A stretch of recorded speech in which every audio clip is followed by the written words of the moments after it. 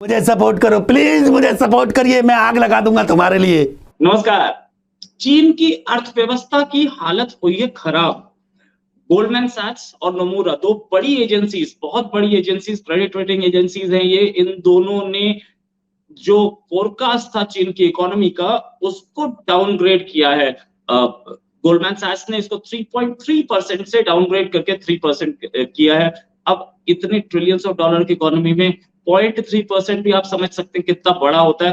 Then Nomura ने 3.3% से downgrade करके 2.8% किया। ये इकोनॉमी की हालत हो रही है चाइना की। क्यों हो रही है? उन्होंने रीजन भी दिया उसी में। ये भी बोला कि कोविड लॉकडाउन की मेहरबानी है। जो कोविड लॉकडाउन उन्होंने लगाए हुए हैं। कोविड लॉकडाउन क्यों लगे हुए हैं? क्योंकि चाइना के प्रेसिडेंट शी जिनपिंग एक थर्ड टर्म चाह रहे हैं, और थर्ड टर्म से पहले वो पूरी दुनिया को और अपनी कंट्री में खासतौर से अपने डिट्रैक्टर्स को ये दिखाना चाह रहे हैं कि मैं बड़ा पावरफुल प्रेसिडेंट हूं और मैं बड़ा काबिल एडमिनिस्ट्रेटर हूं। मैंने कोविड को बहुत अच्छी तरह से रेस्टोर कर दिया। कोविड की कहानी, कोविड को बढ़ने नहीं दिया। पहले उन्होंने ये चीज दिमाग में रखी होती, जब ये वुहान में आया था और उसको कंट्रोल किया होता, तो ये दिन नहीं आता। चाइना खुद भी उस कोविड को झेल रहा है, जो कि पूरी वर्ल्ड ने झेला, और इतने लाखों लोगों की मौत हुई। खैर, इससे आगे चलते हैं। चाइना के सेंट्रल बैंक ने अनएक्सपेक्टेडली, कोई उसमें इंडिकेशन नहीं था, कुछ नहीं था, कोई उम्मीद नहीं थी किसी को, अनएक्सपेक्टेडली इंटरेस्ट रेट्स गिराए ताकि इकोनॉमी को बूस्ट मिले। साथ में लोकल गवर्नमेंट्स जो है चाइना की, उन्होंने अपने बॉन्ड्स बेचने शुरू किए। उनके पास पैसे की कमी है, लोकल गवर्नमेंट मतलब वहां की जो प्रांतों की जो गवर्नमेंट्स है, वो उन्होंने बॉन्ड्स निकाले कि उनके पास पैसा आया और स्पेंडिंग कर पाए। वैसे भी पैसा ज्यादातर तो रियल एस्टेट से आया करता था, और रियल एस्टेट की वैसे ही हालत खराब है। 1/3 of Chinese economy real estate पे चलती है। इंडस्ट्रियल वैल्यू एड जो कर रहा है वो 3.8% पे आया, 3.9 से। फिक्स्ड एसेट में जो इन्वेस्टमेंट थी वो 5.8% से 3.5% पर आई है। फिक्स्ड एसेट इन्वेस्टमेंट, कोई मकान खरीद रहा है, कोई आदमी फार्म हाउस खरीद रहा है, कोई आदमी खेती की जमीन, ये सारा फिक्स्ड एसेट में आता है।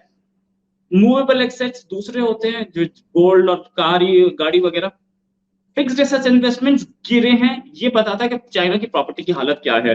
रिटेल सेल्स गिरे हैं 3.1% से 2.7%। इसकी भी हालत खराब है। साथ में प्रॉपर्टी जो है, प्रॉपर्टी की जो वो है, वो पिछली बार 18% फॉल था पिछले जून में। इस बार वो 29% फॉल दिखा है। कंस्ट्रक्शन डिक्लाइन किया 45% से। साथ में प्राइवेट सेक्टर का जो ग्रोथ है वो 8.9% से 8.6% पे गिरा। ये तो थी इकोनॉमी की हालत। अगस्त का डेटा, मतलब जो महीना चल रहा है, इसका डेटा और भी खराब होना चाहिए, ऐसा ऐसा पता लग रहा है। खैर, अब आगे बात करते हैं हम लोग कि क्या नमूरा ने बोला। क्या उसने ये बोला कि बीजिंग अपनी गिरती हुई अर्थव्यवस्था को बचाने की पूरी कोशिश करेगा, इसमें कोई शक नहीं। नवंबर में इलेक्शन होना है शी जिनपिंग का दोबारा, तो ये बोला कि कोशिश जरूर होगी, लेकिन कोई स्टिमुलस पैकेज, यानी कि इकोनॉमी को स्टिमुलेट करने के लिए कोई पैकेज आए, ऐसे चांसेस नहीं है, क्योंकि इलेक्शन ईयर में जा रहे हैं और जो अपनी रूलिंग एलिट है उसमें एक चेंज दिख सकता है, या चेंज नहीं दिखे, यही कंटिन्यू करे तो भी, क्योंकि इस इलेक्शन ईयर में है। या इलेक्शन तो खैर क्या होता है, अपनी अपनी जिसे बोलते हैं पॉलिटिकल लीडरशिप के एक प्रोसेस में है। तो अभी स्टिमुलस पैकेज नहीं आया। जीरो कोविड पॉलिसी जो है वो कंटिन्यू करनी चाहिए।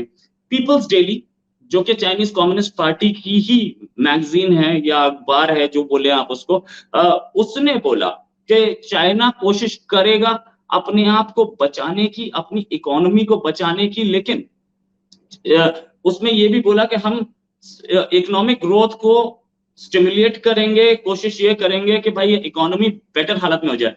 अभी तक दिख तो कुछ नहीं रहा है। जीरो कोविड पॉलिसी बर्बाद कर रही है